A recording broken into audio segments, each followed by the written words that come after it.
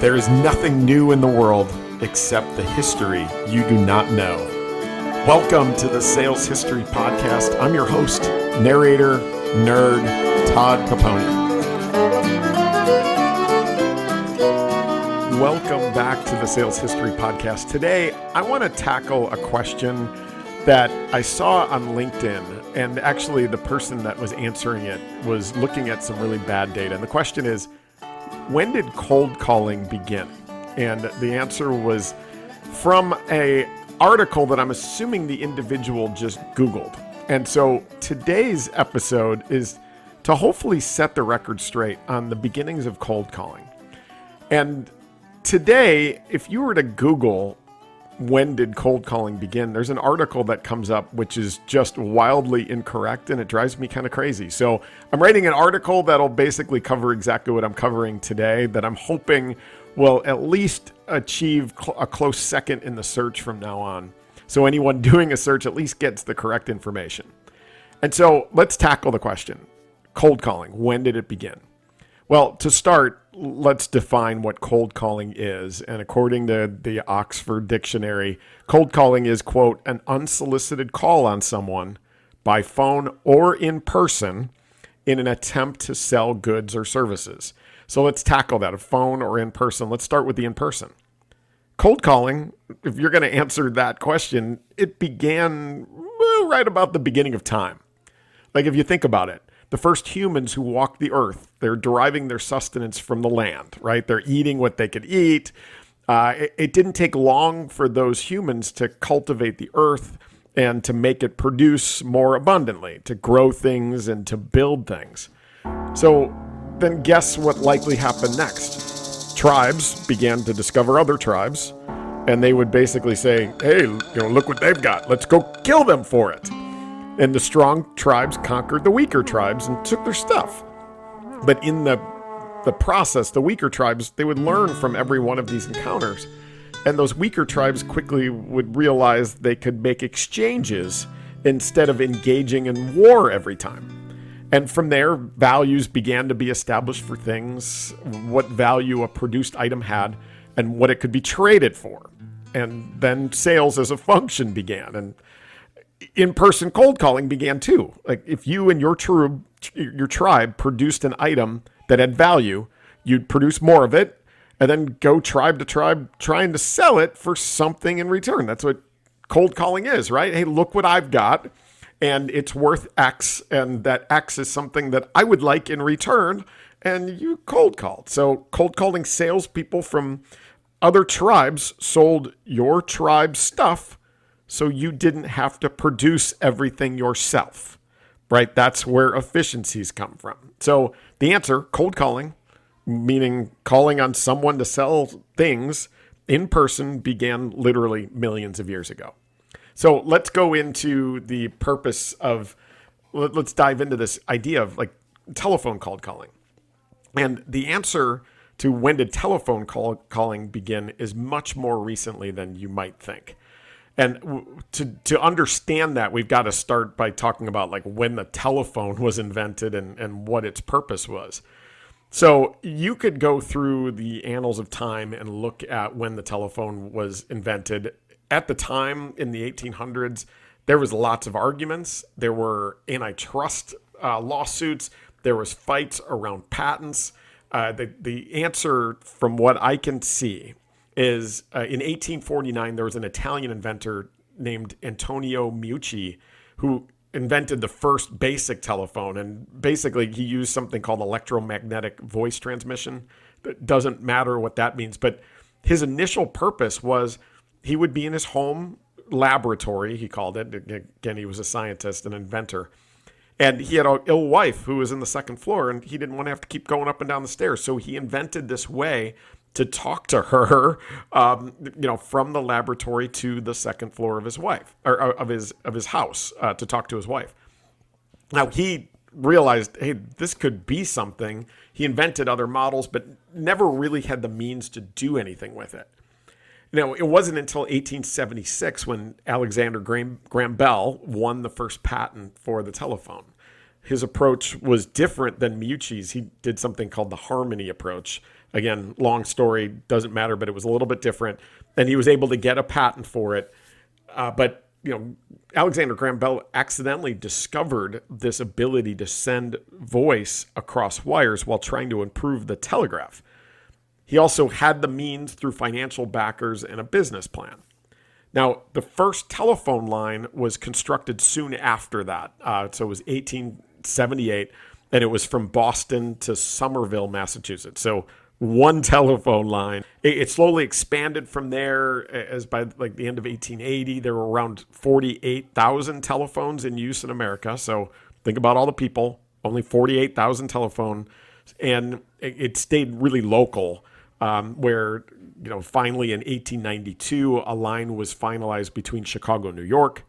Oddly enough, it was weird that between New York and Boston wasn't until a couple of years later. So New York to Chicago was 2 years before New York to Boston. But anyway, it wasn't until even 1915 when the first transcontinental service was completed, meaning from East Coast to West Coast, you could finally make a call. And remember, this was all via overhead wires. So you needed wires to connect it. Like there had to be a wire from one phone to another phone, which is why there were switchboards. And, for many years, you'd have to go to a local general store or some other location to make a phone call. Like each town maybe had one phone. Homes weren't wired together. And even by the time they were initially something called party lines, meaning a bunch of homes were essentially wired together. The phone would ring in all of them, and you could listen in on a neighbor's call just by picking up the receiver if you wanted to. So there was literally no privacy either. Now, rich, influential people had their own phones and their own lines, and big businesses had phones connecting their offices together.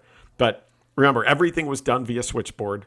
You would call an operator, ask them to connect you to the person you're trying to call. And they would literally, there was, a lot of times there was like boys and children in a room that were connecting these wires. Now, regarding business use, I did massive searches to see anything regarding telephone use. Not a single book in my library before the 1950s even mentions telephone prospecting. Not one of them. Not one magazine from the era does either. Cold calling via the telephone was not only not a method of outreach, it was frowned upon. And there was really two core reasons why. The first was the issue of privacy, meaning there was an article in Salesmanship magazine from July of 1904. And in it, the writer talks about this fact that, hey, caution, of course, must be exercised when talking over the phone, especially where there are several parties on the same line. Nothing of a confidential character should ever be telephoned. And he goes on to tell a story about what had happened where a salesman was, blundering about a secret project that was no longer a secret. By night, the entire village knew the news, and the salesman not only lost a sale, but made a bunch of enemies in the process. But there was also the issue of relationship. In that same July of 1904 Salesmanship magazine article, it says emphatically, it is not advisable to substitute a telephone call for the first visit, nor would it be profitable for the second or even the third. Acquaintance is desired before the telephone can ever be employed effectively. Now, at the same time, people still wondered what the point of a telephone is anyway. Like, why would you try to call someone where you got to get them live on the other end when typically the phone was meant for like messages? So you would just send them a telegraph message anyway, right? I kept digging, and while I found other instances of how the telephone was being used in sales in the early 1900s, it was never regarding prospecting. Like it was for short messages, confirmations, maybe a reorder, but that was it. So that sounds crazy, right? Canvassing, which we call prospecting today, was still entirely done door to door. And when you think about it, it makes sense. Like calls were expensive, really expensive. Thinking about your connect and convert rate today, what is it? Under 5%? Probably more like 2%. Imagine how stupid cold calling over a telephone would have been back then, especially at the cost and the way that the messages would be delivered. You couldn't call longer distances. So your calls would have to be local, where face-to-face was much more effective and affordable. And in many cases, you're selling samples and goods. How are you going to do that over the phone anyway? That didn't make sense. You're not selling technology that you can share over the phone. You're selling stuff. And lastly, your reputation really mattered in your local territory too. So given that telephones were rare and many didn't even know how to use them, which was funny, there was another article in a November of 1905 Salesmanship magazine article that talks about how to talk on the phone. And it gives advice around, make sure that you're very crisp in the way that you talk. It says, put your lips within an inch of the transmitter. And having got your party, speak to him in an ordinary conversational way, but in a voice much lower than its usual pitch, almost a whisper.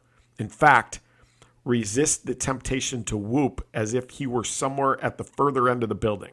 He is virtually as close to you as if your mustache brushed his ear. So I thought that was really funny. But the question that we were attempting to answer here was, when did telephone calling actually begin?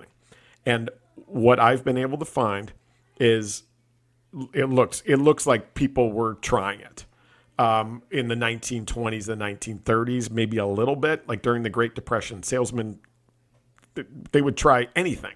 They would go door to door with members of their family at their side, and their pitch would include, if you don't buy this, Billy here doesn't eat. So, of course, they had to be trying stuff like being more aggressive on the phone.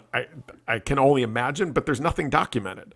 The first documented environment where outbound telephone calling can be found isn't until the 1950s. Actually, 1957, where telemarketing, which is, telesales, it was the strategy of a company that's still in existence today. It's a company called Dial America. They had an environment similar to what we see in many companies today, with a bank of phones and personnel responsible for handling inbound calls. And then there was another bank doing outbound calling. Now, remember, there was no credit cards until the 1950s. So this would start to make more sense. Dial, tone calling, and the way that the digital phone started to take place, where you didn't need these switchboards and wires like you did today. It couldn't have been effective or efficient at the time until at least the 1950s. So this makes sense to me. I started finding other articles on calling, outbound calling, starting in the 1960s. And many of the cold calling techniques we find today they were developed in the 1980s. So that's it, right? If we're going to answer the question, when did cold calling begin? In person, door to door, or tribe to tribe, was quite literally the beginning of time. And the telephone officially appears to be in the 1950s. Now, regarding the what I said at the beginning, there was a LinkedIn post that said, hey, we've been making cold calls since the 1870s. That's crazy. There wasn't even a phone line back then. And who are you calling? Right? That was the crazy part. But when you do that Google search, there is an article that says, quote, cold calling, as we practice it today, was first documented in 1873 by John Patterson, who was the founder of the NCR Corporation. Well, just to debunk that a little further, again, that I said 1873. John Patterson didn't even found NCR until 1884, so 11 years later. In none of his teachings did he ever advocate for the use of telephone for cold outreach. And like I said, given that there wasn't even a telephone line in place before 1876, and there was nobody to call for many years later, you can be pretty sure that that article is wholly incorrect. So what do you think? Have you heard of cold calling before the 1950s? Does it make sense that this human-to-human, door-to-door selling that was so familiar to us? And it was, I'm old. I know I started selling in the mid-1990s. I was doing basically business-to-business, face-to-face, selling overnight shipping in my first job in Southern California for a company called Airborne Express. It was the most effective way to do it at the time. And local calling was still, you had to pay for every local call. It was a lot different than it is today. And so what we see today is considerably different than back then, and certainly cold calling was not an effective means of building your business for really since I would say the 1990s, but that's my take on reading all of the books and magazines that I see, but I would love your opinion on it. So what do you think? I would love to hear, as always, your feedback.